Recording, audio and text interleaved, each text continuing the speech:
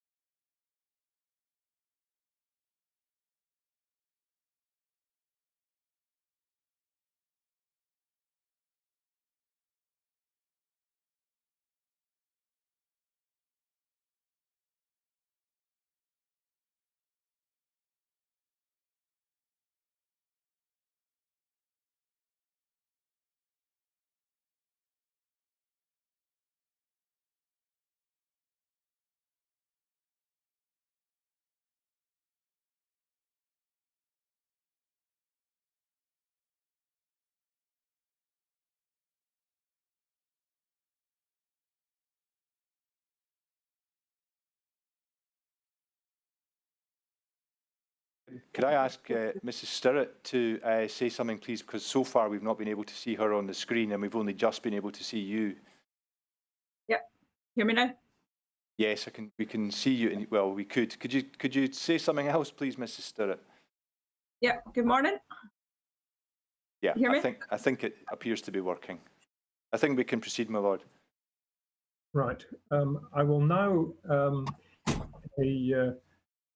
administer the oath to Mrs. Stirrat, but perhaps by way of preliminary, I should say to those who are in the hearing room, my apologies for complicating the proceedings this morning. I think it's probably been explained to you that I have been in contact recently with somebody who has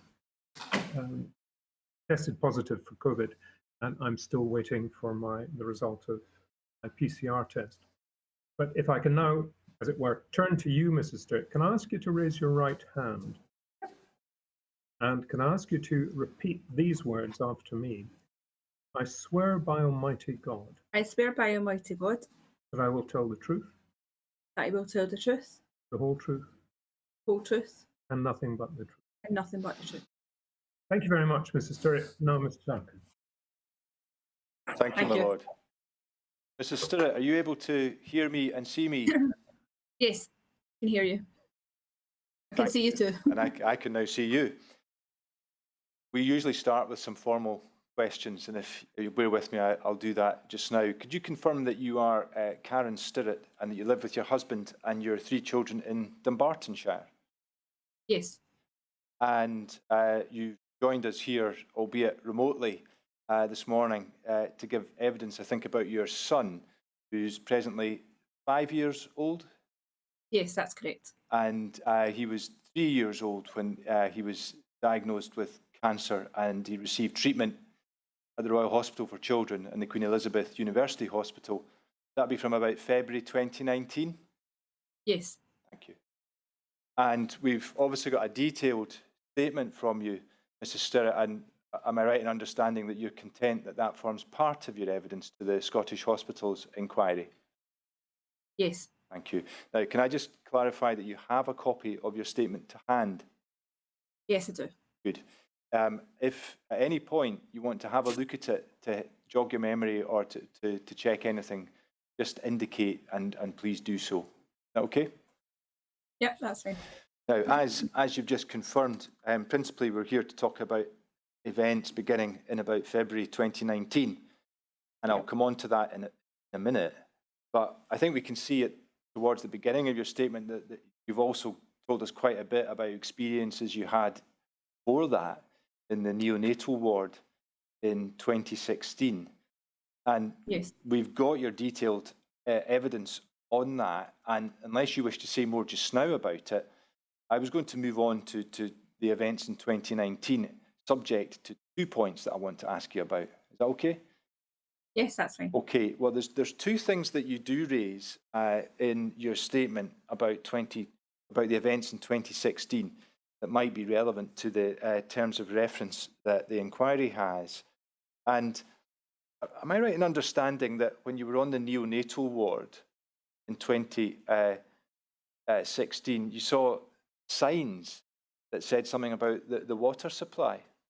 Yeah, so the signs were on the taps just as you went to neonatal because you had to wash your hands to see the babies, and on them we were told that you weren't allowed to drink the water.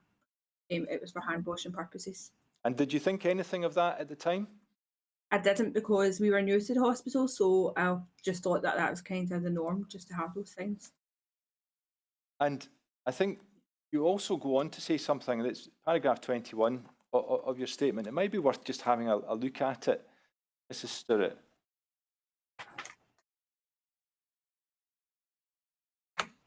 You say something about subsequently discovering that babies should have been washed in bottled water because there were septic tanks. Yeah, that's Can you correct. tell us a wee bit about that, please? So that didn't come to light until we started doing some of our own research when it came to light, obviously, that there was issues within the hospital water. And we got that information from leaked documents that Anna Sarwar had. We looked through those and it was from the water reports, and it stipulated that they had found out about these tanks previously, around about 2015, and the advice had been, I think that was around about 2016, the advice was that the children should be used bottled water to wash them in, and basically that's where we got that information from. Thank you. Now, if we move on a wee bit from 2016, we're going to move towards thinking about your son's illness and his treatment. But one of the things that we've been doing in everybody's evidence was to get a better understanding of who these stories are really about. And so before we start to look at the history of treatment, I wonder if you could just tell us a bit about your son.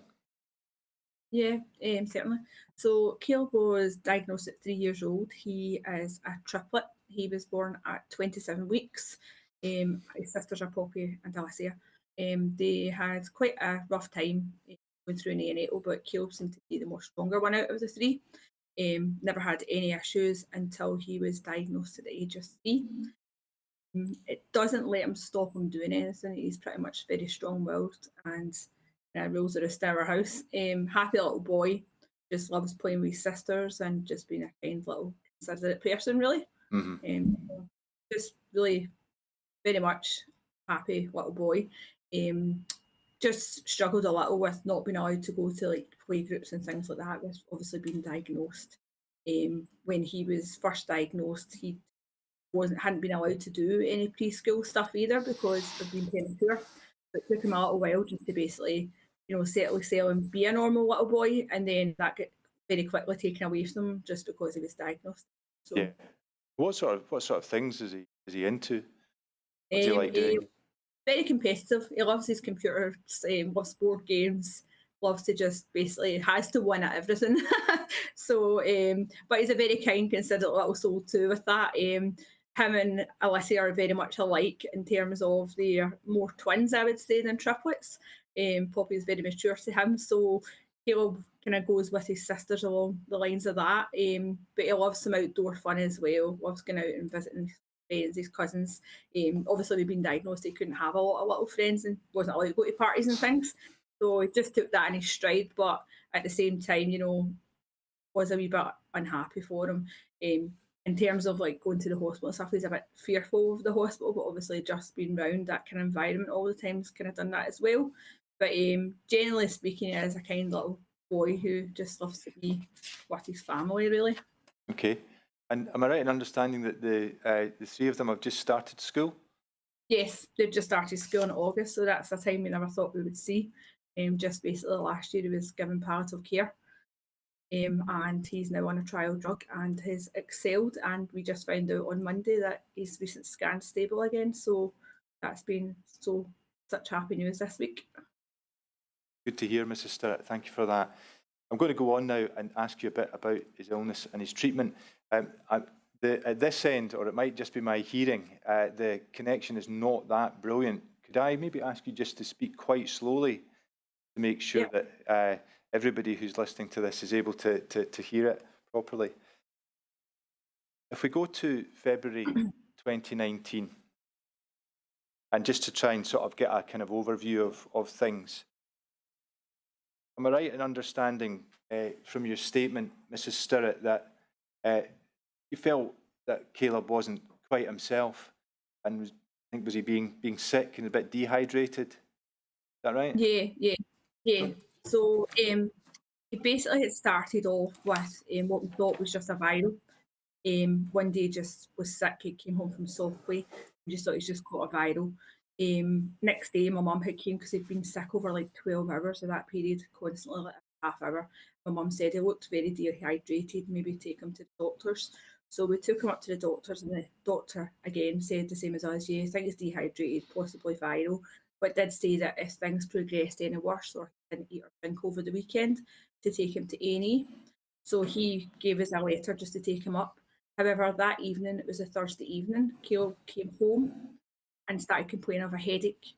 Being 3 years old, my parents kept saying, you know, that's not normal, he shouldn't have a headache, he's only 3.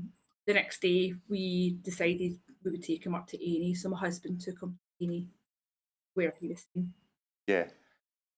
And eventually, I think, referred to neurology, is that right? Yes. Yeah. And is that when, is it Mr. O'Kane or Dr. O'Kane arrives? Yes, so what happened was he was taken to A&E, and they had basically said again it was viral, but over the course of 2 to 3 days we were continually speaking with A&E saying things weren't right. They had also said that did you give him Nurofen? I said, well no, you gave me Calpol, and they said, well give him Nurofen because that's for a headache. So we said, right, okay. So we went away and did that, and that was the Saturday. It was still writhing around during the night, and then on the Sunday I just thought I need to take him over. Something just kind of clicked with me at that point. So when we arrived at A&E, we were taken into another room because we'd previously been in. But again, we were told, no, it's viral, there's nothing wrong. And, you know, at that point, I knew something wasn't right and said, no, we need something done. We need to look at him, we need to get a scan or something. And said I wasn't leaving until they did. And they reluctantly agreed and go neurology. And neurology said, yeah, do a scan just to be on the safe side. And then that's when it was kind of flagged up that Caleb had what was in fact was a mass at that point in his head, and was hemorrhaging, and that's when Dr. O'Kane arrived in. Yeah. Okay, I'll come on to that in a minute. And how was Caleb at this point? When he arrived in A&E, he was very lethargic, really in himself. He was lying in the pram, wasn't kind of corresponding at all. We were just left for a few minutes in A&E in the main corridor, and then we were taken as the CDU. At that point, things started to kind of deteriorate pretty quickly for Caleb. He just really wasn't responding. They did put fluids and things on him. And then what happened was, they obviously, when they did do the scan, you know, we went down just normal on a wee chair pushed along. And within half an hour, I was called back and told that Caleb was basically the symptoms that he had. At that point, the fluids started getting pushed through, so Caleb was getting a bit better in himself. But obviously they were saying we need to get an emergency scan done now to find out exactly what we're going to have to do with surgery. And that was an MRI scan, is that right? Yes. And did you go, am I right in understanding you went with them into the scanning machine, is that right? Yeah, because they said they couldn't sedate him because of the state that he was basically in. And obviously being too little, they wouldn't put him through the machine itself. So they said to me, if you can lie in the machine with him, Mum, then, you know, we might get a better picture of it. But we also had a crash team on standby, just because they were saying that, you know, we might not even make it into the scanner, because at this point things were pretty serious, because his tumour was actually hemorrhaging at that point and it was starting to bleed. Yeah.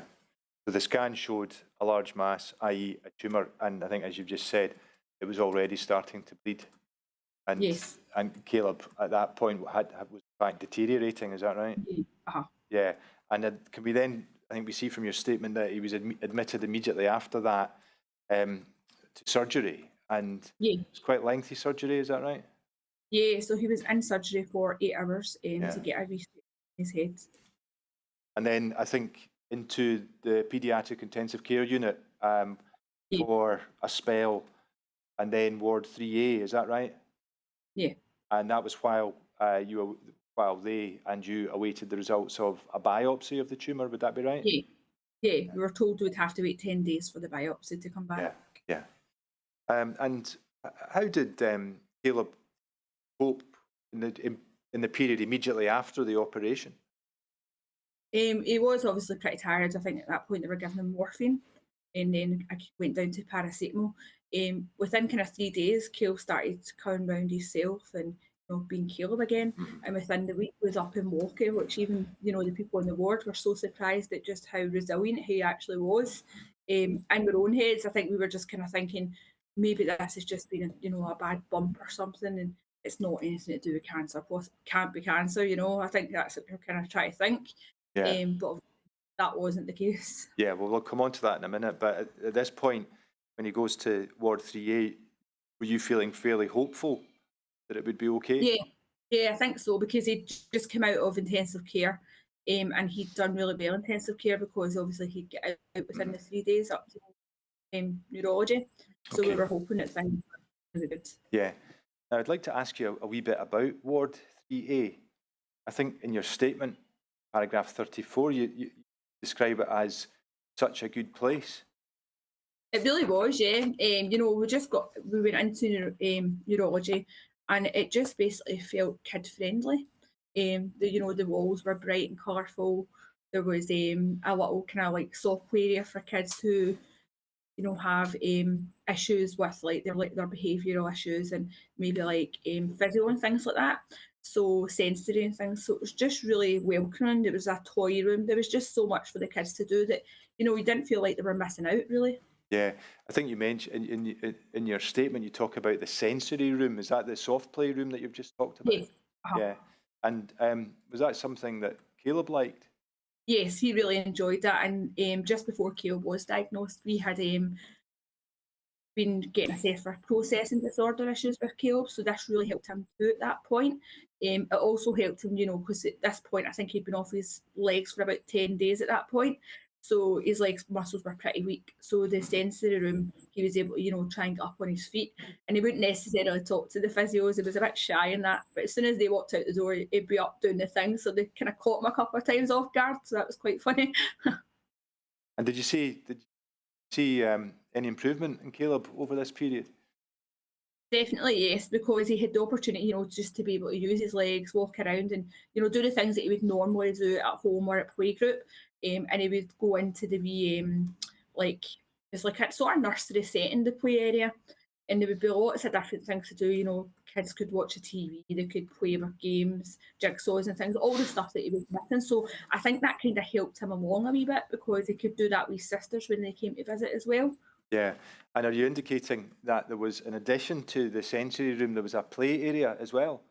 Yeah, there was a play area, a toy room as well, and just down the room.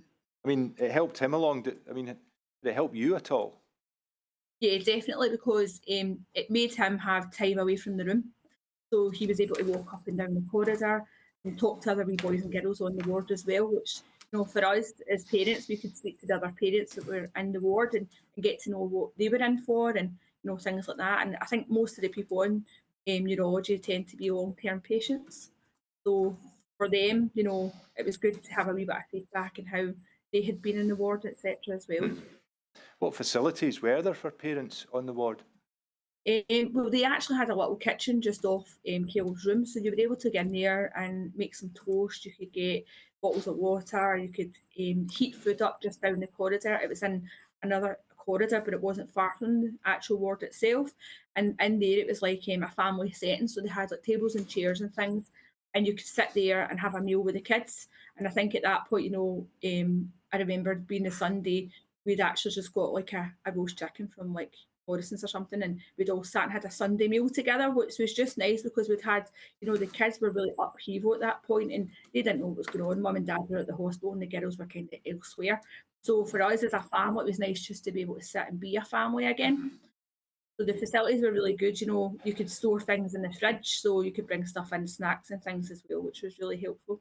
Yeah, and you say in your statement that you indicate that you had a very high level of trust in the staff at this point. Would that be fair? Yeah, nothing was too much trouble for the staff, you know, and they got to really know the child. You weren't just kind of like a number, you know, they took their time with the kids and they really invested in you. And if not, you know, do you need more blankets? Do you need pillows? Just simple things that, you know, you would kind of take for granted, I suppose, in some ways. They were just, you know, they were on the ball with medication. They knew exactly what everything was and when he was to get it. And don't you worry, mum and dad, because we're on that. And, you know, they would be there when they should be and things. And meal times weren't an issue either. And if you wanted to leave, they would let you leave and things. And, you know, communication was key and it definitely worked in the ward. Yeah. Now, moving on a little in time, March 2019, I think you're still in the neurology unit when you receive the outcome of the biopsy, is that right? Yeah. And I think we're right in understanding that almost simultaneously you get that news and you're introduced to an oncologist, is that right? Yeah. Yes. And do we detect in your statement that you have some concern about the way that was handled?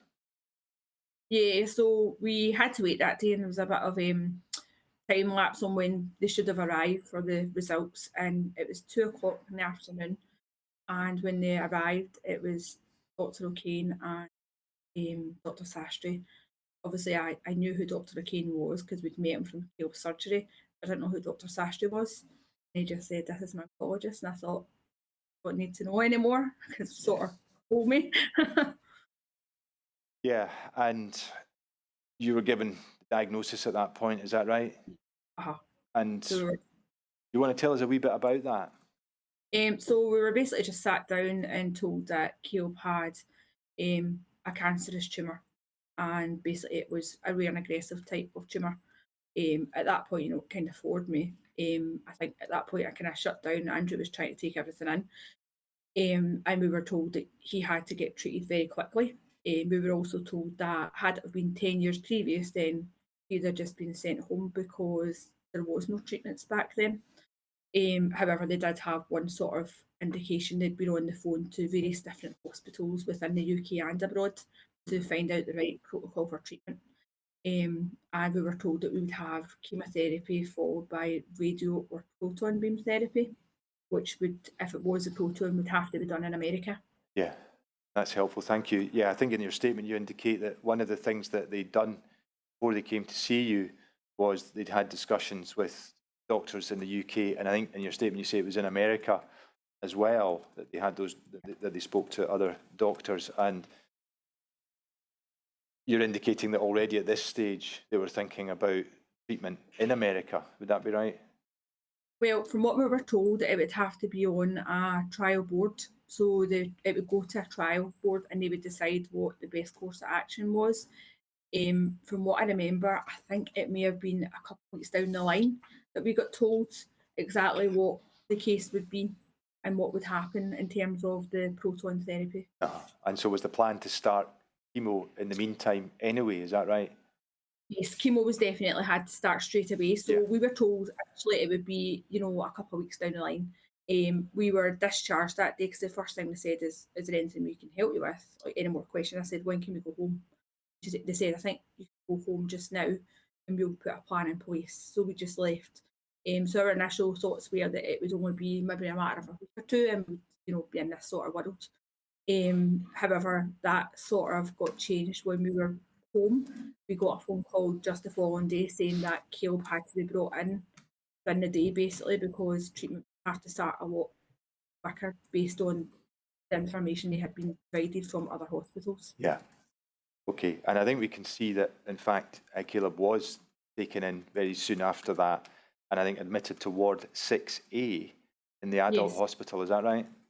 Yep. And I'm going to ask you some questions about that in a minute. And I think we're right in understanding that the day after he was admitted, he was given surgery and he was given a central line or a Hickman line and Yep. a nasogastric tube, is that right? Uh-huh. Those two things happened at the same time, is that right? Yes, from what I remember, the nasogastric tube was put in when he was in theatre so that Yeah. he wouldn't be alerted to it. Now, just That was on my side of things. sorry, I interrupted you. Right? I was going to ask you, just when we're on the subject of the central line, maybe deal with this point just at this stage. Am I right in understanding from your statement that at some stage you had some concerns about the plaster that covered his line and secured it to his skin? Yes, that was after he had it in a couple of days. Uh-huh. We had with the plaster.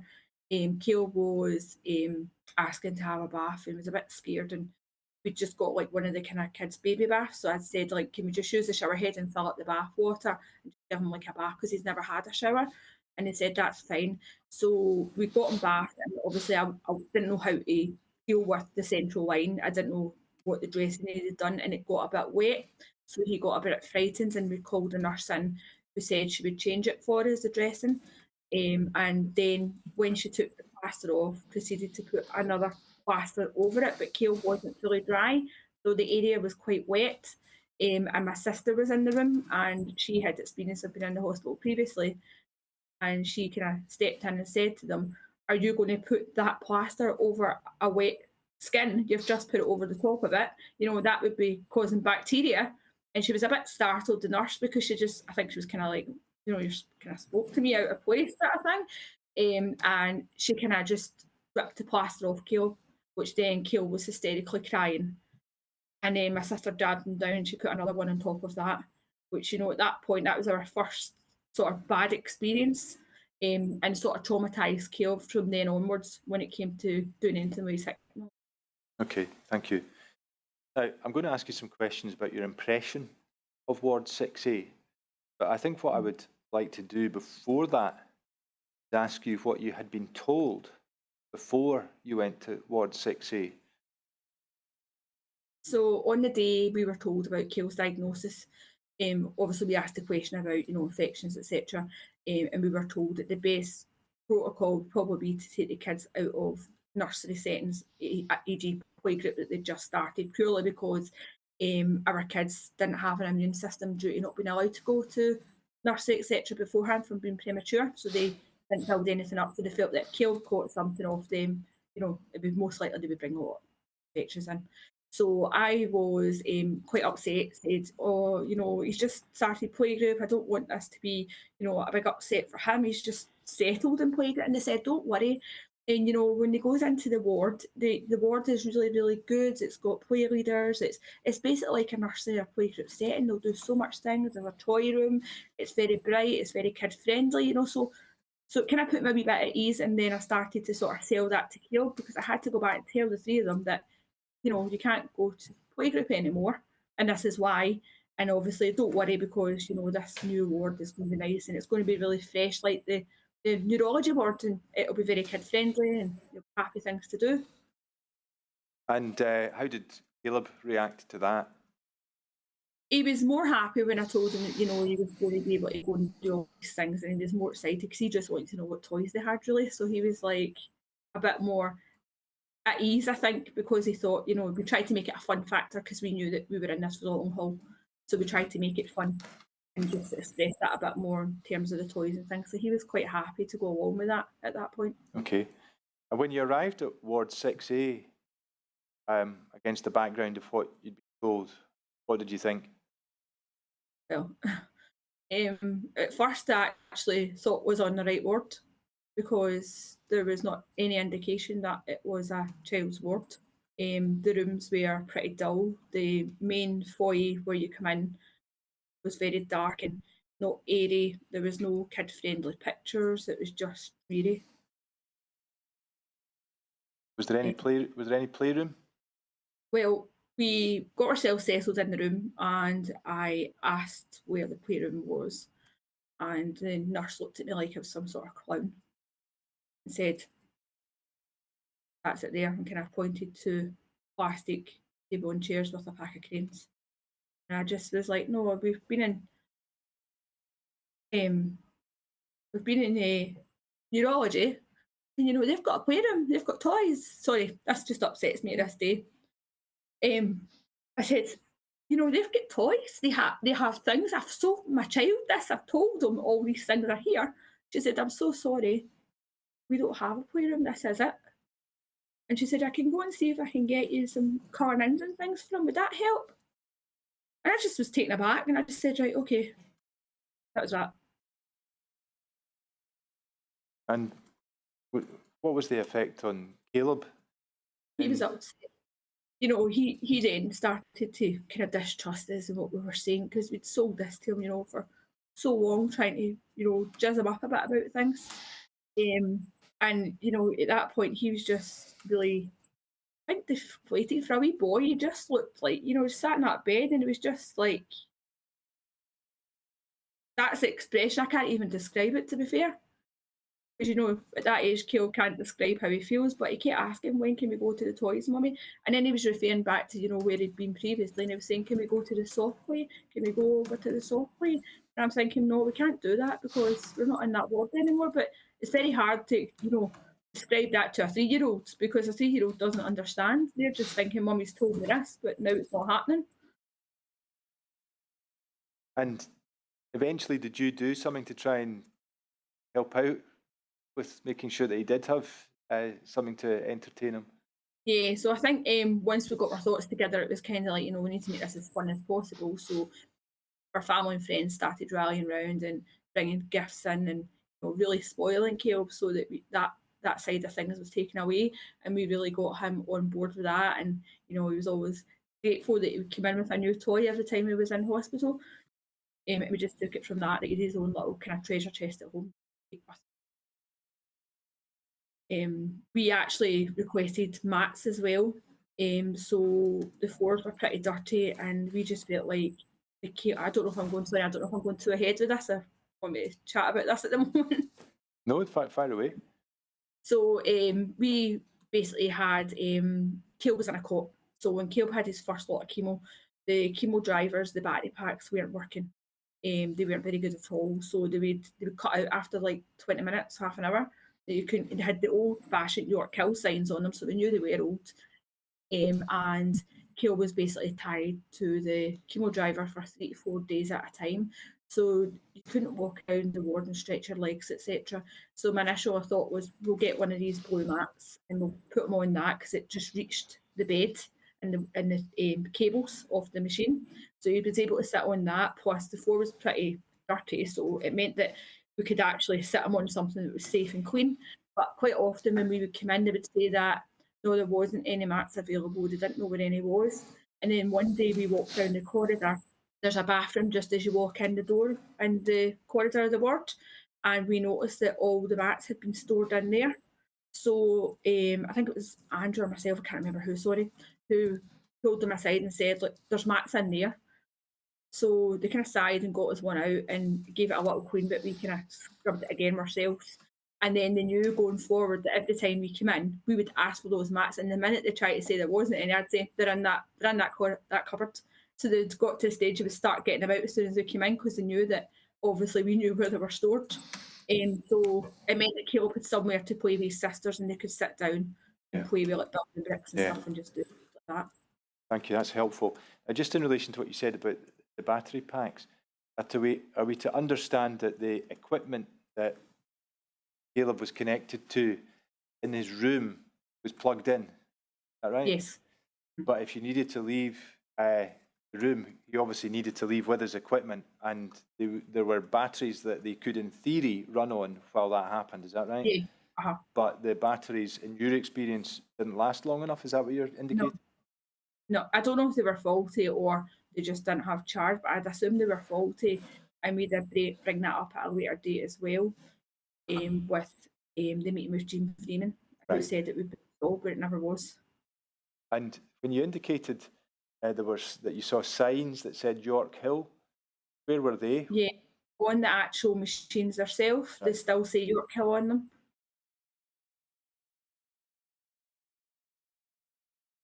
Did Caleb experience temperature spikes much when he was on the ward? Yeah, so when he first started on the chemo, he started the temperature spikes, and it got to the stage where he would have his chemo, go home, spike a temperature, come back, and it was just sort of that process all the time. And from that, we were just told, oh, it's just part of chemo, that's what happens, and then you just bring him back in. Okay. And just thinking again back to your impressions of Ward 6A, when you were in Caleb's room, were you able to look out the window? No, because the first room we got, the blinds weren't working, so the blinds didn't open at all. So we were then, given that news that there was no play area, and then having no blind to look out, it just sort of made it a bit bleak.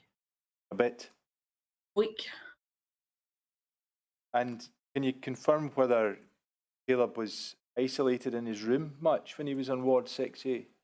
Yeah, there was occasions where Caleb would be brought back in from having a temperature spike, and they would give him antibiotics and say that he would be put in isolation, just because they didn't know what he had. But there was never any communication once they took the cultures from him, because you would have to wait a few days to find out what was actually going on. But we never really ever got any answers. So it was just, oh yeah, he can go out of isolation now because things are fine. But on one occasion, we were told that after 3 or 4 days that he could get out of isolation, and then the nurse was off shift, and Caleb could be going up and down the corridor. And then a few days later, the same nurse came back and said, "Why is he out of isolation?" And I said, "Because he's allowed." And then I was told he was to go back in again. But nobody ever clarified why or anything, what came from that. So we were just sort of left in limbo. And then with everything else going on, it was just one other thing on the list that at that point, to us, it was just part of chemo because that was the norm.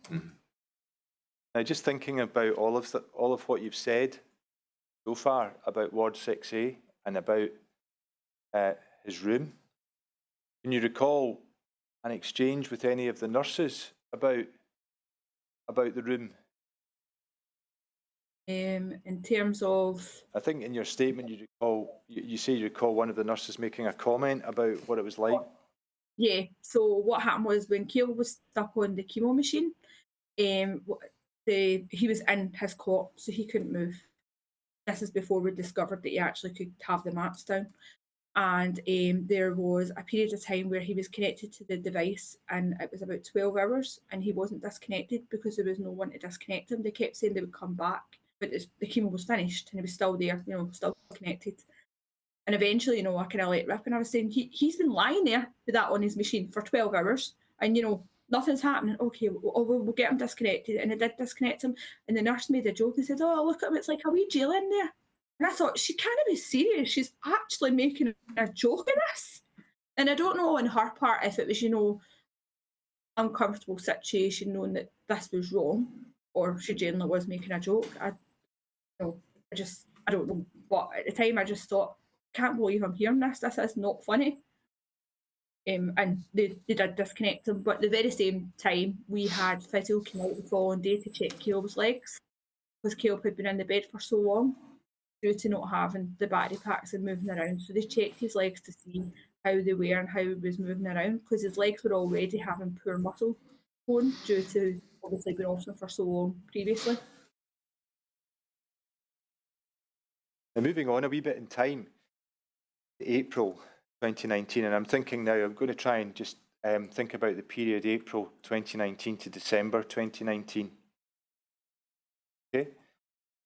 Are we right in understanding that in early April, the discussion about America, that there had been returned and there was a plan, or there was a suggestion of taking Caleb to Florida for therapy, is that right? Yeah.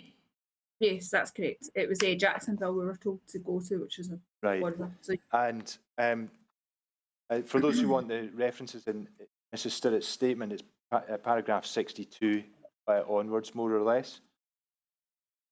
And I think we can see that the 22nd of April, Caleb was discharged and travelled to Florida for, did you describe it as proton beam therapy?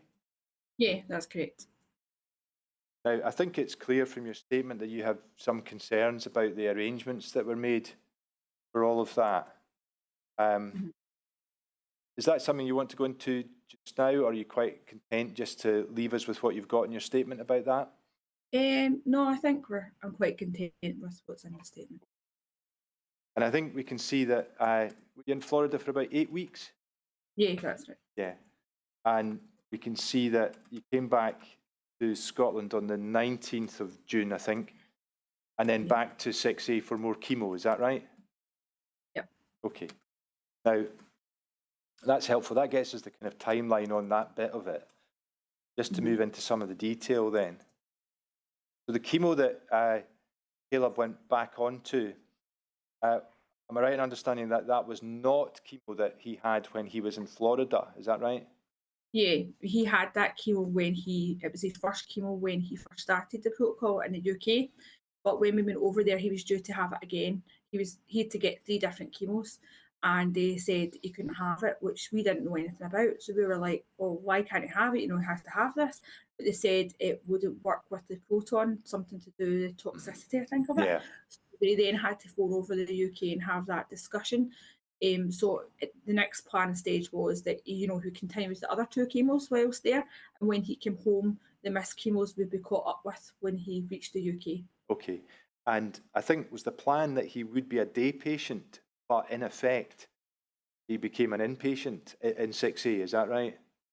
Throughout the treatment, he would be an inpatient for various cycles, but would also be a day patient at some points, because the more cycles that went on, the sicker Caleb got. So he would constantly need blood and platelet transfusions, and it got to the stage because of the waiting times when we were getting these transfusions, and when he arrived, we'd have quite a long wait to get them as well.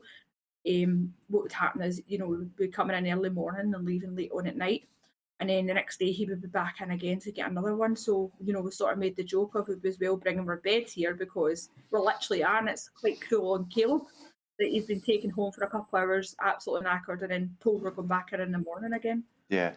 And I'm grateful for that, because something I should have asked you earlier was who stayed with Caleb when he was on the ward? Andrew did a lot of the overnight stays. I did an odd one because I had the girls at home. But I did all the kind of day patient visits and any visits in between that for other departments, etc. Thank you. Now, something I want to ask a bit about in relation to this stage of things is Caleb's eating and drinking. When he was in Florida, was he fed using a nasogastric tube? Not at all. He was eating freely of his own accord, happy to eat more or less everything. There would be a couple of days, you know, he'd maybe have an off day, but the majority of the time he loved his Florida. Yeah. But he wasn't having chemotherapy when he was in Florida, is that right? No, he was still having chemotherapy, just wasn't having the strongest dose of the chemo. So he had the other 2 chemos over there. Yeah. And when he went back onto 6A, how was he fed when he was on 6A? Mainly via nasogastric tube. Yeah. In your statement, you referred to something called bolus feed. Yes, that's the milk that they use. So they basically put it through on a syringe or a driver for the milk, and it feeds them that way. Through the nasogastric tube? Yeah. What was your understanding of why he was being fed that way in Glasgow? Well, when we first came into the hospital, the very first day when Caleb was admitted back in February 2019, we were told that, and Shahalian or 6A, we were told that he was to get a nasal gastric tube, but we didn't know anything about that. Nobody had told us, so they were just a bit fit it. We were like, what? And I'm they said, sorry, you "Oh, were a bit. Sorry, Mrs. Stirrat, can I ask you to maybe just slow down a wee bit? I don't think the connection's that great. yeah, it keeps disappearing on me." So can you hear me now? Yes.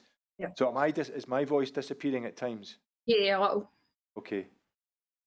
So in February 19, we were told when we went into the Shahalian unit the first time, we were told that Caleb was getting a nasal gastric tube, but nobody had told us previously this. You know, we had his protocol of chemo, etc., but nobody told us that he was going to get this NG tube fitted. So I'd asked the question. They told me that, you know, kids just get these because they can't eat. They just don't eat with treatment. So at the time, I'd said, well, can we give him the benefit of the doubt? Because, you know, he's a good eater, he loves his food. You know, if he doesn't eat very well, we'll just give him the tube. But at the point, they said, oh, Mrs. Stirrat, you've screen put is it in the frozen. notes that mum's not happy. And Can I stop sorry, you you've there? disappeared. Mrs. Stirrat, Yeah. are you able to hear me? Yes, I can hear you, but the screen's back again. You disappeared as well. I'm just going to keep talking just now. You tell me when I reappear. Any sign Yep, yet? you're back. Yep, you're back. Okay. You want to back over what you were just saying? Yep. So I just started beginning again. It might be the best. Okay. So in the February when he was diagnosed, we were given a protocol of everything that would be happening and what he'd be getting done, etc. We were told about the Hickman line going in, but on the day that we came in to get that fitted, we were also told that Caleb had to have an NG tube fitted, but there was no explanation what that was. So at the time I said, we weren't told this. Why is it get this done? And we had a little bit of indication of what an NG was because they'd had one when they were premature. And they said, oh, because when kids are on chemo, they just don't eat. So this is just part of the, you know, agenda of what's going to happen next sort of thing. And I'd said, like, can we give them the benefit of the doubt because he does like his food? And, you know, I think that we should let him decide whether he's going to eat or not. And they said, well, we can put on the notes that mum's not happy.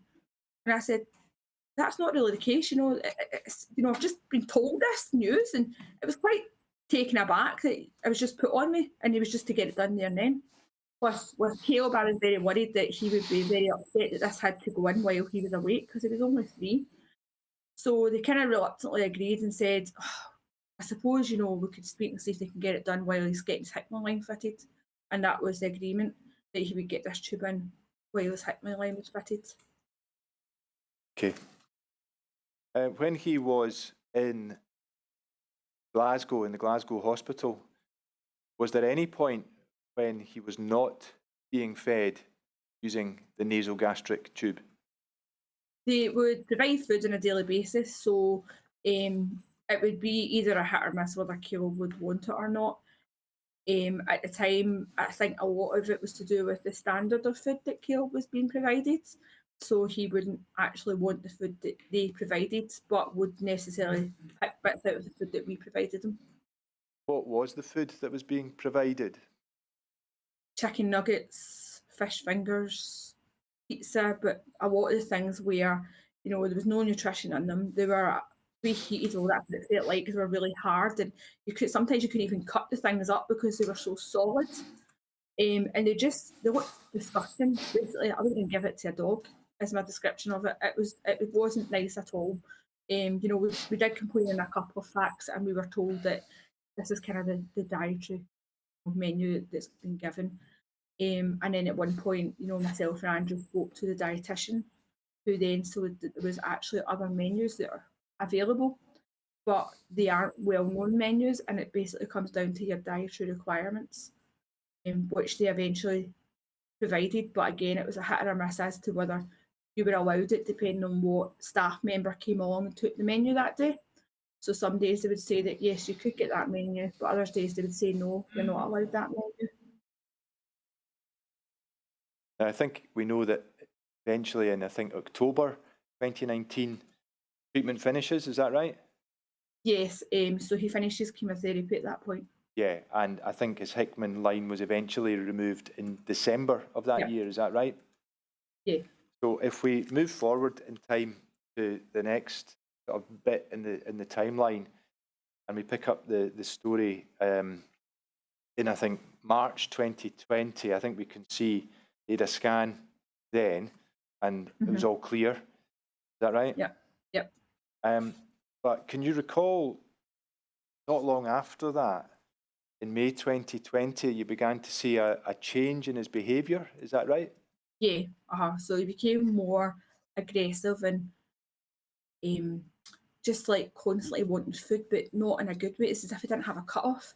And the only way I could describe it was a bit like a Duracell bunny, and it was like constantly like that. And I just thought, something's not right. Like, it just didn't sit well with me. I knew my own son, and, you know, I'd been told previously, like, changes and mood swings, etc., could be a reoccurrence of his tumour. So to look out for those sort of things. Yeah, and was he due to have another scan? Yes, so he was due the scan in May. I think it was the end of May. So when I phoned up to raise my concerns, which I think was beginning of May, and I was told that it was an on-call doctor, and he said, I'll speak to the team and see what they say. And he phoned me back and he said, you've just to monitor the situation. He's due a scan anyway soon, so that'll resolve things then, kind of thing. So I was a bit kind of taken aback by that sort of, you know, answer, considering that Caleb's tumour is a very rare and aggressive one. So if Caleb does relapse, we only have, with this type of cancer, you only have days, not weeks or months, because it just hemorrhages and that's you. Basically, that's what happened the first time round as well. We were told that if we hadn't have, you know, stood our ground that day in A&E, Caleb wouldn't be here because he would have hemorrhaged and died that night. Yeah. So this was all in the back of my head when we raised the concerns. Okay. And eventually he did have a scan, is that right? Yeah, it was delayed due to COVID. Yeah. So COVID protocols, things were a bit delayed. So by the time we raised our concerns and Caleb getting scan and results, it was 4.5 weeks down the line. Yeah. Now, I think we can see from your statement, and for those who want the references, I think we're picking up the story from around about paragraph 71. We can see that I think you have some concerns about the way that the scan was done, is that right? Yeah, that's correct. So the night before, we had been on the Shahayan group page on Facebook and had also heard in the hospital staff that Shahayan patients, because of the new protocols that were going around, patients weren't allowed to be put to theatre and put to sleep with their parents. They would have to stay in the ward. But because of Shahayan patients and their experience of having so many anaesthetics, etc., they were allowing the parents to go down to the rooms.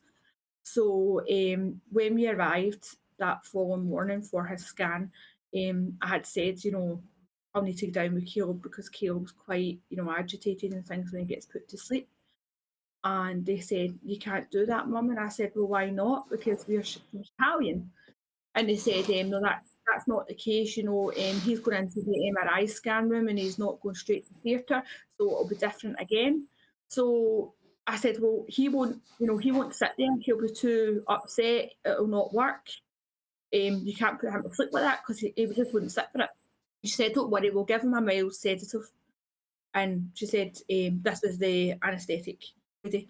She said, we'll give him a mild sedative and he'll be fine. So she initiated this to the nurse. And at that point, I think it was like 9:10 and he was to go down for 9:30. They'd said, give him the anaesthetic just now. And basically that will be the sedative, and that'll be him ready to go down. 10-15 minutes went by, nothing had been given to Caleb yet, and they were just taking him around. So a couple of minutes before the two come, the girl came in with 2 little capfuls of drugs and said, just get him to swallow these down, which was hard enough because Caleb was one of these kind of kids that doesn't like swallowing medicine in the first instance. So kind of got him to do it and was pleasantly surprised they did do it. And just as he went to take the second one, she said he was drinking, she said, oh, that's the ketamine going in. I was like, sorry, what? Because I hadn't been told this. And I don't know, something in my own head thought, I need to keep an eye on him here because, you know, this isn't right. And next minute, Caleb started to sway. So I just put him up onto my legs, and all I can describe was horrific because he was paralysed. And I mean, paralysed. He couldn't swallow. He was choking. I could hear a noise. And his eyes were just squared. Couldn't move. And I was lying on me and I kept hearing this funny noise. And The nurse came in and I said to her, he's not right, there's something else. Oh, it's okay, she said, it'll just be because he's paralysed and he can't swallow properly. And I was just like, what? And then he was very quickly taken away, put on the bed and took down to the theatre or the scanning machine. So I couldn't believe what I'd just seen, you know. I was just a bit like taken aback, and things happened very quickly. Looking back now, I think my initial thought was they've gave him 2 drugs because she should have gave him the sedative right away. And because she didn't give him it right away, it wouldn't have worked in time because it takes a wee while to work. So instead of just giving him the one, we've just given him the ketamine as well, because that'll mean he'll be paralysed enough to go down. Thank you. So I want to take you back just to the very start of that answer. You mentioned the Schahalian group page on Facebook. Yeah. Now, is that we've had a bit of evidence over the past 3 weeks or so about Facebook pages, and I think we're starting to understand that there were different pages. When you refer to the Schahalian group page, who's that for? Is that just for the patients and families, or is that the hospital as well? There's 2. So there's one just for patients and families, and there's another one that the hospital opened up, and they basically put communication through as well, sometimes on that one. Which one was this? I can't be 100% certain, but I think it may have just been the family one, but then I do remember seeing bits from the hospital as well, so I don't know who was on both, so I can't be 100% certain on that. But is it your recollection then that there was discussion on the Facebook page among parents about how scans would be dealt with for Schahalian patients? Is that right? Yes, basically because a parent had been in the day before, and that was her experience and what she was told from the staff. Yeah. So that's what we're told. And then when I think I'd been on the phone that day in regards to it, and they clarified on the phone as well that, yeah, that would be the case. Things would go ahead that way. And who had you been on the phone to? Can you recall? Just daycare, but I don't know who it was I spoke to or anything like that. Anyway, so as you've described it, the scan proceeded, and was it then just a case of waiting for the result? Is that right? Yeah, so when they brought him back up the stair to the room, they said, oh, he was quite feisty and you know, when he was coming round. But it was like a different child they were describing, because Kale was still pretty much out of it at that point, and they had to lift him onto the bed. So when they lifted him onto the bed, he started to come round a little, and they said, right, Mum, just feed him and get him home. So I started to feed him, but it was like he was there 1 minute and gone the next, and as if the medicine hadn't wore off on him. And like he would forget to swallow and then start choking. And I said to the nurse, she said, oh, he's fine. I said, no, he's not. I said, I'm not feeding him anymore. This is dangerous. So I stopped feeding him, and we had to wait a good hour or so for Caleb to start eventually sort of being him. But he just didn't look like Caleb. He was quite drained. And they said, oh yeah, Mum, he's eating now, so you can go home, and sent us home with no aftercare. At that point, we were in the middle of COVID times. So I felt it was very important. I phoned my mum because I just felt like she would know out of anybody whether Caleb was good or not, because she always was with Caleb. So she said, I'll come and see him. And she came and she said, no. She said, there's something not right with him. Phone the hospital back and tell them that he's not right. So I did phone them. At that point, Caleb had fell asleep, and they said, let him have his sleep. And if he does waking up and he's still the same, then bring him back to us. But he did waking up a good couple of hours later, and he was all right in himself. I think it was just a bit floored. But from my own experience and my family that work in the medical industry, they had said that given the ketamine, he should have been given a leaflet and should have been told that, you know, there was after effects of having this drug. And also at the time, she was saying, I don't understand why he's been given that, because you usually give that to patients that are, you know, maybe had a car accident or on the road and had something wrong with them serious. You wouldn't normally give that to a patient that's putting a scanner. So that kind of highlighted the fact that that was quite bad. And I phoned daycare and said I wanted to make a complaint about that. And Dr. Sasha, Kale's oncologist, phoned me back and said that he would investigate into that. And I didn't hear anything back until the day that Kale was going in for surgery from the anaesthetic team. Yeah. Which I felt was a bit disrespectful, to be fair. Okay. Now I think we go back to stage when Caleb is back home. Mm-hmm. Am I right in understanding from your statement that on the 1st of June, your husband took a call from the hospital that they wanted you to go there urgently. Is that right? Yeah. So they phoned up and it was 9 o'clock in the morning, and they said to Andrew, "Sorry for phoning so late." And as soon as they said, "Sorry for phoning so late," like, it's 9 o'clock in the morning, what do you mean late? So that was a bit kind of strange. So we knew that, obviously, given the fact that we thought that, he was relapsing, that we knew at this point, yes, it possibly is a relapse. Yeah. And I mean, there's a lot in your statement about this chapter of events, and I think it'd be fair to say you have concerns about the discussions that took place about the treatment options. Is that right? Yeah. Yeah. Now, I'm not proposing to go through all of that. We've got your very detailed account on that already. Yeah. But I think initially you were told that it would only be palliative care that would be offered, but eventually, and partly through your own researches, that there were discussions about going on to a trial. Is that right? Yeah. And is that eventually what, in fact, was agreed? Yes, it was through my own discussions. Yeah, and I think, as you've just indicated, Caleb was operated on again, and a further tumour was removed. Is that right? Yeah. Yeah, and I think he then went on to a further chemotherapy, and would that be the chemotherapy that was part of this trial? Is that right? Yeah, he started. So initially, we were told that after the surgery, he would be going on to the chemotherapy, the new drug that he's on at the moment. Yeah. However, sorry. No, you go. Sorry. However, that was our initial treatment plan.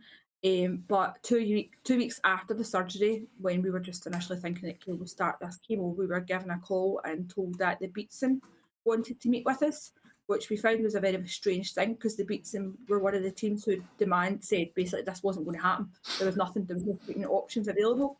And we went up to a meeting, and they then granted Caleb 6 weeks of radiotherapy, which we were taken aback. We'd just been told that they couldn't do anything, and now we're given this option of 6 weeks of radiotherapy as a direct result of how well the surgery went. Yeah. And then we were given the new trial chemo drug on the 1st of October last year. Yeah. And I think Caleb also had, was it 6 weeks of radiotherapy as well? 6 weeks of that. Yeah.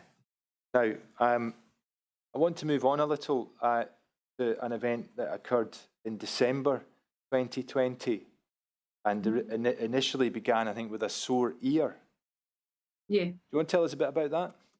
Yeah. So Caleb started complaining just occasionally. He'd had a wee bit of a cold. I was at nursery at that point, so we thought he's just caught a bug again. And he's putting jumper over his head, would complain of a sore ear, but nothing majorly that would indicate that he had anything big wrong. A week down the line, we kind of phoned the GP. GP said, "I think it's just an ear infection. No, sorry, I think it's just congestion, possibly from the cold. You're right, just kind of keep an eye on him." A couple of days later, I just wasn't really happy, and I thought, best phone in daycare, because daycare are more, no Caleb situation than our GP. So they said, "Yeah, I think you should just take him over just to be on the safe side and get him have a looked at." So Andrew took him over to the daycare, and daycare looked in his ear and said it was a luminous screen. They said, "Never seen anything like this before, so we need to send him down to ear, nose and throat." So Andrew went downstairs to ear, nose and throat. And again, they looked in his ear and seen the luminous screen. Again, they didn't know what it was. Had asked if he'd put anything in his ear, which to that point we said, no, he's not that kind of kid that would do that. And he definitely was saying himself he hadn't done anything. They had thought that Caleb had just had a scan, and it was possible contrast that had leaked through into the ear. They'd said there was a bone in his head that possibly from the resection that Brodie had done previously had maybe shifted, and that would be the problem. But they proceeded to say that he would need a scan to that effect to find out. But at the time said, "We don't want to do a scan until his next scan is due at the end of January. So in the meantime, go home, make sure that, if there's any fluid leaking, it'll be CSF fluid, and get him straight up to A&E. He may spike temperatures due to this." So when Andrew took him home, there was no medicines or anything like that. This was a Tuesday. And I said to Andrew, "I'm not waiting. That's a ticking time bomb. It's the same side of his head from his previous problems." So I'd phoned up and said, "I'm not happy." No, sorry, I hadn't phoned at that point. Andrew took him in on a Thursday to daycare. And I said, if you don't say anything, I'm going to say something, I'll give them a phone. But he went in and he said to them in daycare, said, what are you talking about? We thought you'd just been sent home. So there was no paperwork had been followed through from ENT to the daycare team. So they said, we'll get on the top of this and we'll chase them up and find out what's actually going on. And they'd said, like, Mum's not happy, we want this thing a lot quicker. From the Thursday to the following Monday, there was the daycare team were trying to get in contact. On the Monday morning, Caleb got up and was going to nursery, and at this point, Caleb wasn't eating very well. And we always know something's wrong with Caleb. If he doesn't eat, that tends to be the case. And at that morning, we were told to keep stretching his stomach with back on the NG feeds. So he spat out his NG tube, and we thought, oh, right, it's just because we're stretching his tummy. He's been sick because there's too much fluid going in. So nursery had taken him in, and then that morning we got a phone call about lunchtime, saying that Caleb had spiked a temperature. I think it was 39.2. And they said, can you bring him up? Can you come and collect him? So collected him, and Andrew took him over, and I phoned daycare ahead. So they said, you need to go A&E. We know it's probably what's going on, but obviously with COVID protocols, it'll need to be A&E. But we'll let them know because we'll have a room ahead for you. So Andrew went into A&E. Sorry, it wasn't Andrew, it was myself. It was myself at that point. I took him to A&E. I went into A&E, and the time we got to A&E, Keel's temperature had shot up again. I think it was 39.8.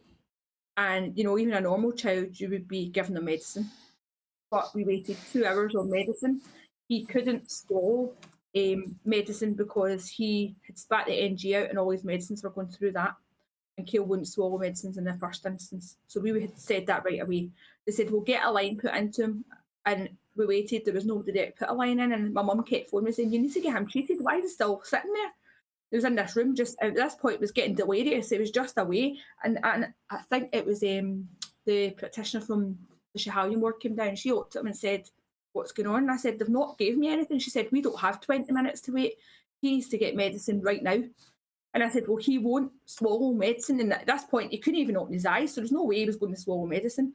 So eventually they got a line into him and gave him the Calpo, I think it was. Sorry to interrupt. Was the line, was that using a cannula? Yeah. Sorry, please continue. So they took him and they said, he's probably got a viral. And I said, listen, he's not got a viral. This is to do with his ear. I know it's to do with his ear. We've already been told these things might happen. So they took us up, I think it was 3C or 2C, I'm not 100%. It was a COVID ward anyway, because I remember all the signs being on the door. And I obviously wasn't happy about that either, being, you know, the kind of patient Keel was, that he was getting put in this ward. I kept saying to them at the same time, you know, I've got doubts about this, there's something seriously wrong. And they kept saying, it's fine. And then got us settled in the room. Keel had fluids put on. By that point, he started to get a wee bit more alert again.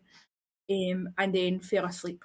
So the nurse came in and said, from Schiehallion, and said, Mum was saying that she's obviously worried about him. They said, yes, but we've got a plan in place. This was the ward staff. And she said, right, okay. So that was that. And then I proceeded to go home because Andrew was going to take over. I'd literally just walked in the door, and I think it was 7:15 at night. And I got a phone call from Wendy from Schiehallion. And she said, where are you, Mum? And I could hear the panic in her voice. And she said, you need to get straight back here. And I said, what's going on? She said, it's your boy. She said, he's not very good. And I just said, is it sepsis? And she said, we think so. So I came in and there was just a crash team around them. There was like a lot of stuff going on. People were trying to look for things that weren't in the right cupboards. They were trying to get him down to a scan team. They were wanting to intubate him. It was all just, I mean, I remember my legs just going away from me and having to, they sat me in a chair and all this stuff was going around. I'm thinking, I've just left him like literally an hour ago. You're telling me he was fine. I knew he wasn't fine. I kept saying that, but nobody would listen. And then, you know, at this point, he was just totally gone. They said his heart rate had went through the roof and he couldn't control it and he didn't know what was going on. So then they eventually got him down to the scanner. They had phoned ENT to see what had been happening, because at this point they still didn't have any of the paperwork that they should have had from the previous week. So they were only going on what we were saying, but they couldn't get hold of anyone from ENT. So they said they were going to just intubate him and take him into the scanner to find out what was going on. And I think when they tried to intubate, Kale was startled a little, so they said they didn't want to do that to him, so they just left him to see how he would be. And they took him into the scanner, and there was a lot of kind of to and phones about things, and I was saying, like, you know, based on my previous experience, I only want to speak to Dr. Brodie because Brodie knows his job and Brodie will tell us the truth, and I just want him. So he was off, and his senior person had come in and said, I've been on the phone to Brodie, and he said this, that, the next thing, which, you know, kind of kept me in check and knew that he was looking after things at his side. So they took him out for the scan anyway, came back out and said yes, the fluid at this point was kind of bulging at the top of his head, above his ear, so you could actually see that it had spread. They then said the following day that after they'd plowed him with every antibiotic possible at this point, they said the following day they were going to basically do a lumbar puncture because they thought it was meningitis. And I asked at the time what meningitis it was, and they said it would have stemmed from the ear. So... Sorry, I didn't catch you there. It was a what from his ear? It would have stemmed from the ear, the meningitis. Right. So when it was confirmed that it was meningitis, the consultant said, yes, it would have stemmed from the ear. Because I'd said the following day, another consultant came in, I said, look, I've heard it's came from his ear, and that's because it wasn't treated, etc. And then he proceeded to tell me that, no, it couldn't quite possibly be that. We can't confirm that. I then turned around and said, well, what kind of meningitis is it? Did they get it from plague group? Did they get it from, you know, environmental thing? He said, no, you couldn't have got it from that. I said, so what are you hiding? I said, because I've been told one story and you're now trying to cover tracks of a doctor who's discharged Kale who shouldn't have. And he just was startled. And at that point, I kind of lost it. And I said, I suggest you just walk out of this room right now. Because to me, it felt like they were trying to cover their tracks because the consultant the day before, you know, had confirmed to me what had been said and what their thoughts were.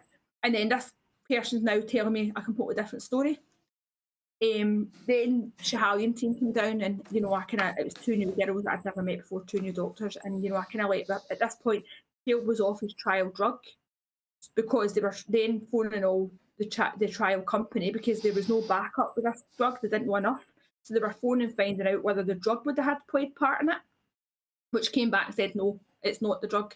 Because I was saying, you know, you're taking Kale off a drug, you're now fixing a problem with another problem, and now we might have a relapse in our hands because he's not on his drug. So I was obviously going through them, as you can imagine.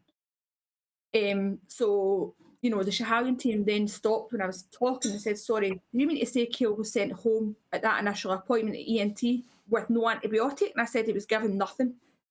And she said, nothing at all. And I said, no, nothing. He was sent home and told we were waiting a scan. She said, well, that shouldn't have happened. And she said, I'll get to the bottom of that. But nothing ever came out of that either. Thank you very much. Now, I'm going to move on. I'll have you talk about different things that we've given us, really the complete history of Caleb's treatment, and you brought us up to date, of course, at the very start of your evidence. What I want to ask you about now are a number of other questions about issues to do with the hospital that you identify in your statement. And the first of these issues is issues to do with the safety of the water supply. Now, you've already told us a bit about what you saw on the neonatal ward. What I want to ask you about now is your experiences on wards 6A and 3A. And I think the first thing probably I want to ask you is, did you see any signs in those wards about whether it was safe to drink the water or not? Yeah, there were signs on the sinks. That was the very first thing we noticed when we went into 6A, because there was signs saying hand wash only, not to drink it. Again, it just stuck in my mind from being in neonatal and seeing the same signs. So again, at that point, I just thought this is kind of the norm. Yeah. Did you see filters on the taps? I can't officially remember right back at the beginning if there were filters. I think maybe there was at that point filters on the taps, but not on the showers. When you were on ward 3A, were you provided with bottled water? Yeah, there was bottled water readily available. It was in the fridge and you could help yourself to it. Yeah, and what about sorry, I interrupted you. up any diluting juices and things like that as well was the bottled water, and the same in 6A. If we asked for diluting juice, they would come along with the bottled water, and then we would fill it up from that. But sometimes you were waiting a long time, and by the time they would come along with it, you wouldn't want it anymore. So we started bringing in our own water so that we didn't have to wait for staff members getting it for us. Yeah. What discussions or communication was there with any of the staff about the water? There wasn't any. We were just literally told, what's on the sink basically went, and you didn't have, you just used the bottled water. Ask if you want any water, we can get it for you. But there was no discussion as to why that was the case or anything like that. Do you have any recollection of a discussion with Dr. Sastry about issues to do with the water? Yeah, so that was basically when the reports had been coming through saying that the water was fine at that point, and this is when Caleb was put on the second medicine, and at that point they were saying that the water was safe and was wholesome, and we kept asking the question, if the water is safe and we know that Caleb has been put on this medication because of the water issues, then why is he still on this medicine? But at the board meetings that we attended, nobody would give us the answer. And it was the chair of the board then tried to blame it on miscommunication. I would have to speak to your doctor, which we knew is total rubbish. And then I had a online phone call, just a phone call from Dr. Sastry, and I said to him, obviously at this point we've been in the media, I need to know what's going on and why he's still on this medicine if you're deeming the water is working and fine. And he turned around and said to me that the reason why Caleb was still on the medicine was, although the filters were on the taps and it was deemed safe fit for purpose, they didn't know if the moisture in the air or the cracks in the walls or any water from here was safe. And that was why Caleb was still on the medicine. And at that point, I said to him, all these families are in the same situation and don't understand why their child's on this medication. And now I've been given this answer. What did I do with that? And he said, you do what you see fit. So then I let other parents and families know that although the board were telling us this was why our children were still on this medication. Yeah. Now, thank you for that. Now, in your statement, you do tell us about a meeting with Jean Freeman, and there's a meeting also with the health board. And are you indicating, therefore, that the discussion with Dr. Sastry was after that meeting with the health board? And I'm going to ask you in a minute about preventative medication. And is that what Dr. Sastry was referring to in that conversation with you? Yeah. Yep. Yeah. Now, can you recall whether among the parents, possibly in the Facebook group, for example, there was any discussion about issues to do with the water? I think everyone was on the same belief of, we were just told to take this medication, and obviously there was issues with the water. There was a parent who had said that her kid had contracted an infection, and at that point we didn't know what the infection was, but then it came back that obviously it was because of the water, and that's when we were then given all the preventative medications. Thank you. Now, still with the subject of, or rather still on the subject of water, just moving on to a slightly different aspect of that, I'm going to ask you some questions about the showers.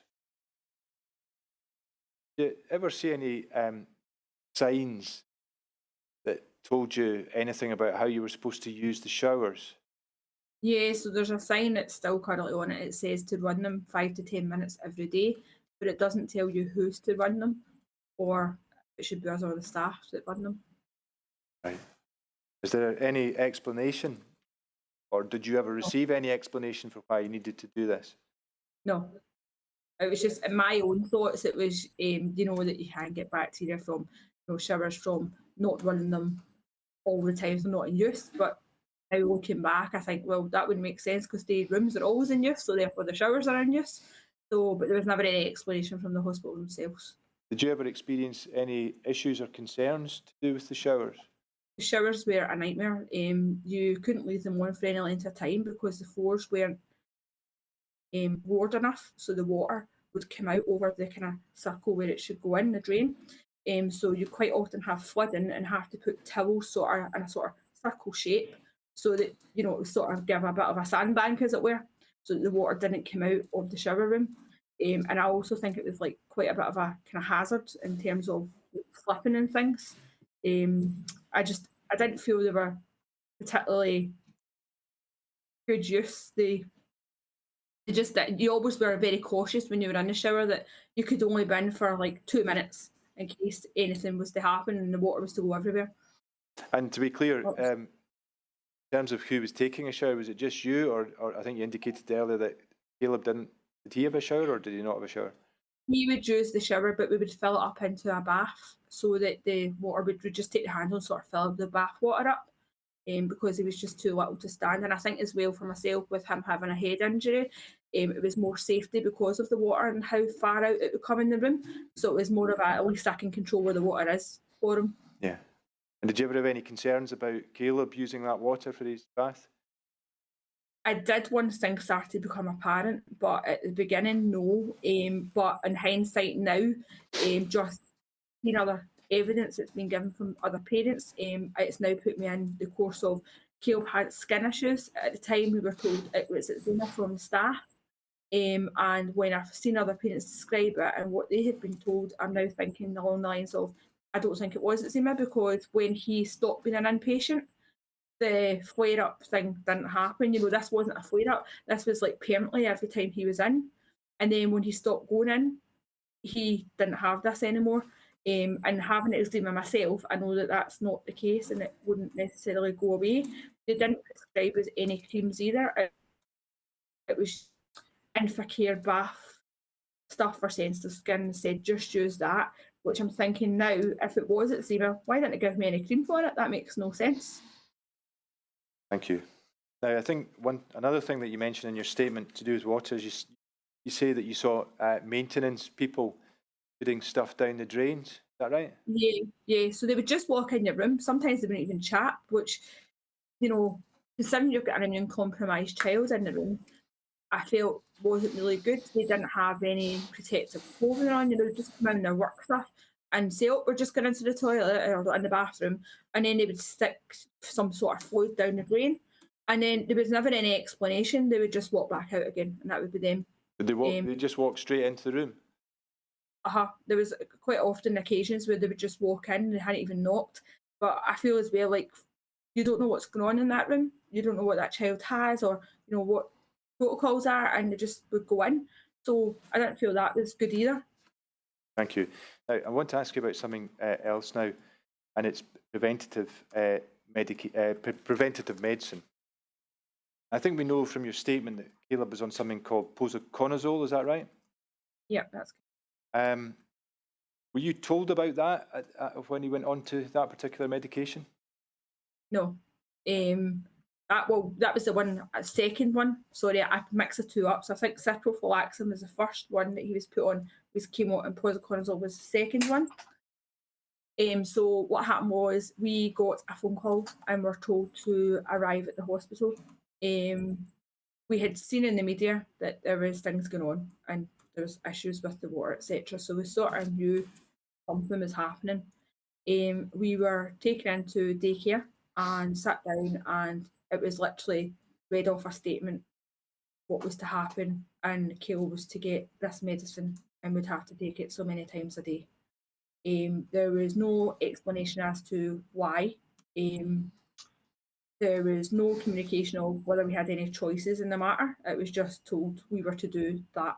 And when I asked the question, what is it we're treating and why, they were told that they couldn't disclose it. And the person in question who provided the medicine, the doctor, broke down and said, I only wish the people upstairs would come down and tell you, because my hands are tied.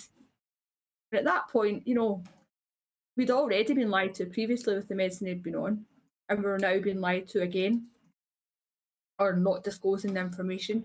I remember at that point someone from the lunch team came in and had provided soup for Caleb, and obviously I didn't know what we were dealing with, and I said to them, well, I'm not giving him that soup because I don't know what we're treating here. If for all I know, it could be in there. And the doctor said, you're well within your rights, because I wouldn't either.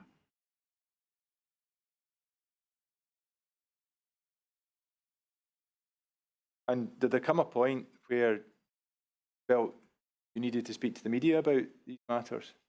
Yeah, I think because we were not getting any answers, and people would ask the question. And I think it was when we'd been to the meetings and we were getting told the water was fine. And Caleb was then told that we had to go downstairs for a scan. So we arrived at the scan room, which is down in the ground floor. And Caleb dropped his dummy out on the floor. And at that point, I was taking in my own cutlery and plates and everything because we just couldn't trust the environment we were in. So I wouldn't have washed his dummy under the tap anyway. But when I lifted the dummy, the scan lady said, don't wash that under the water. And I just was taken aback. I said, well, what do you mean the water's fine? And she said, and went, too much chloride in it. And I was like, what? So just left it there because I thought, I'm not going to get into this because she looks as if she's a bit startled and I don't think she really knows what she's talking about. So I just kind of went, right, okay, I wasn't going to wash it anyway, the spare one.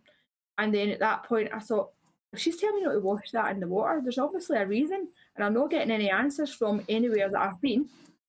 And I thought, it's about time that you try to get the answers yourself, because this was my son's life and this was affecting him.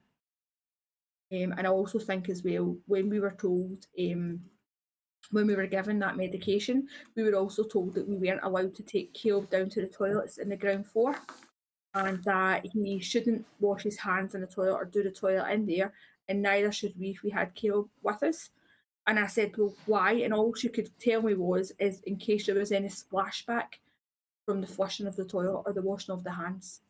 I then later found out at a later date that the parents who were using the clinics downstairs hadn't been notified of this, and then found out at that point the reason why we had been notified was because Caleb had a central line in and they didn't, which then brought me to the fact that we were being treated with this medication because this bacteria was down at the central line. It was at the central line, and that's how we got our information. Thank you. I want to move on to some other matters, and we've already touched on them to some extent. And these are issues to do with communication. And first thing I want to ask you about is the meeting with Jean Freeman in September 2019. I think you were at that meeting, is that right? Uh-huh. Do you have a recollection of the meeting? Yeah. You want to tell us what was discussed and what your impressions were? So I think at the time, all the families were quite upset in finding things out in the media, and this was just to be basically clarification of what went wrong and what was going to happen next. At that meeting, there was quite a lot of people, and all the families kind of had their say in what their, problems and issues with the hospital were. Jean Freeman herself came across as being very helpful at the time, wanted to listen to the families, and we were told that she would look into all the issues that were raised at the meeting and would then come back to us with the answers. At that point, we brought up about the battery packs, the lack of facilities, the no kitchen, nothing for the kids to do, all the dietary requirements, everything was kind of brought into that meeting. And at that point, I'd said about our finding out about the medication in America that we'd been lied to as well. So everything, she sort of acted like she was surprised at some of the things we were saying, but now in hindsight, it was just basically to mask what she already knew. And I think you mentioned earlier that subsequent to that, there was a meeting with the health board, is that right? Yes, so that was taking place in the hospital. It took place in the hospital. And what was discussed, sorry, let me take a step back. Who was present at that meeting, as far as you can recall?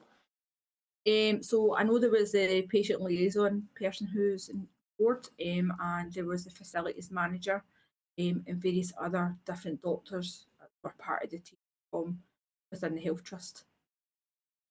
And can you remember what was discussed at the meeting? I think a lot of it was to do with the building works and what was actually happening with them. And at that point, I think it was because there was so much media attention, it was basically trying to go over that and basically try and reassure the families that things had been put in place and things would be dealt with. But my reaction to it was they didn't give us any information, didn't divulge anything at all. I then sat, I think it was Jennifer Haynes I sat with, and I explained that I'd raised all these concerns and still no one had come back to me from the previous meeting. And she then sat and took all the notes down and said that I will come back to you because that's my job and we wouldn't want to, upset you and cause all this reaction, and we will get to the bottom of the matter and come back to you. But nobody ever did come back to me properly at all. Yeah, did you raise any particular concerns at this meeting? Yes, at this meeting, this was one where we were talking about the second medication that they were on. So I think it was the chair of the meeting, I can't remember his name, and I'd said to him, why is my son still on this medication if you are saying that, they were wholesome and fit for purpose? And he was startled, and he then tried to blame it on miscommunication and, individual cases, and you need to speak to your doctor. And I said, well, that's lies, because he's just told me that he's on it for a reason. And then he just kind of went there and turned off to something else. Yeah, and then as you've explained, subsequently you had that discussion with Dr. Sastry, is that right? Thank you. Now I'm trying to work out if it was before or after. I'm sure it was before, after. Thank you. Now I want to move on really towards the conclusion of your evidence, Mrs. Stirrat. And I want to ask you some question about impact. I mean, to what extent have the problems that you've described with the hospital environment, what extent have they impacted upon you or upon your husband or upon Caleb? We don't trust the hospital. When we first went into the hospital, we had a lot of faith in them. We trusted everything was going to be above board. Nobody prepares you for having a sick child, let alone, who's having to go through such grueling treatment. I think for us, it's a bit of panic stations when we go into the hospital now. You never know what's going to happen, and you can't fully comprehend whether what they're saying is going to be truthful or it's going to be something else that's made up. I think once you lost the trust, it's very hard to get it back. Caleb is pretty much terrified of the hospital now. For him, it's really hard because he doesn't want to speak to anyone in the hospital. He pretty much craves away from people. And I don't know if that's just an onset of seeing our reactions to what's happened in the hospital, or it's just his way of coping with things. I feel that a lot of, the lies and things could have been avoided if they'd just been truthful. They may not have liked, the answers and things, but at least, there would have been a bit of trust there that they were forthcoming with the events. I think for us, the biggest thing that stood out really was being lied to in a foreign hospital, finding out that you had a dirty hospital with dirty water, which, finding out that your son was on a medication that he should not have been on. That right away made us distrust the hospital, and then having no explanation as to why when we came back to the UK. It's just, the trust is gone. And I just feel like for us as a family going forward, as much as we have to visit that hospital on a regular basis, if there was another hospital alongside that we could go to, we would very much be there. I just feel that for us and other families, that hospital should not be there. It shouldn't be what it is because it's very much wrong. Thank you, Mrs. Stirrat. Now, I don't have any further questions for you. Is there anything further you want to say before you conclude your evidence today? I think really just based on the facts of everything that's going on in the hospital, I really do feel for the staff, because the staff have had to make so many harsh and rash choices, and for them, the pressure's been really bad on them. I feel that overall, the staff will go above and beyond in quite a lot of the cases. They will do what they can, but I feel that for them, the pressure is really, really a lot. And I feel that they need support as well as the families that have gone through this, because I feel that a lot of them aren't coping as well as could, and it's due to the environment that they've been provided to work in. Thank you, Mrs. Stirrat. My Lord, those are all the questions for Mrs. Stirrat, and that would therefore conclude her evidence. Thank you very much, Mr. Duncan. I take it you can hear me now? Yes, we can, my Lord. Yeah. Well, Mrs. Stirrat, again, can I repeat my apology for the delay in beginning this morning? But quite frankly, thanks to our technical people, not thanks to the legal team, thanks to the technical people, we've been able to make a connection. But thanks to the legal team, we've been able to go through your evidence in a way that I've certainly found it easy to follow with the benefit of your witness statement. So can I say thank you very much for your attendance, and thank you very much for providing witness statement, which will now, of course, be part of all the evidence which the inquiry will be considering. So thank you very much indeed. Thank you.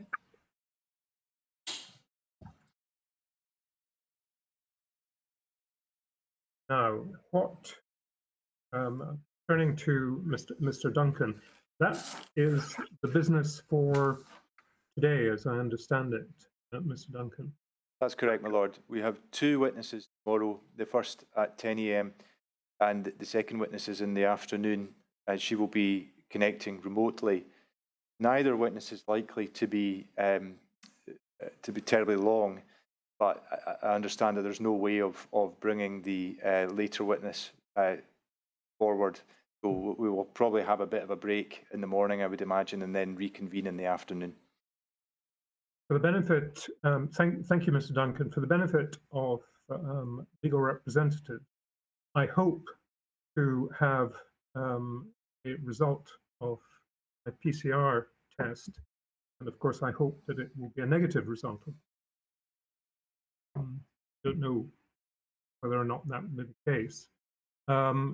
With a negative result, if I do get a result later today, and it is negative, we will proceed as we would have planned to proceed with a hearing, a hearing in person in the morning, and convening in the hearing room with the witness remotely in the afternoon.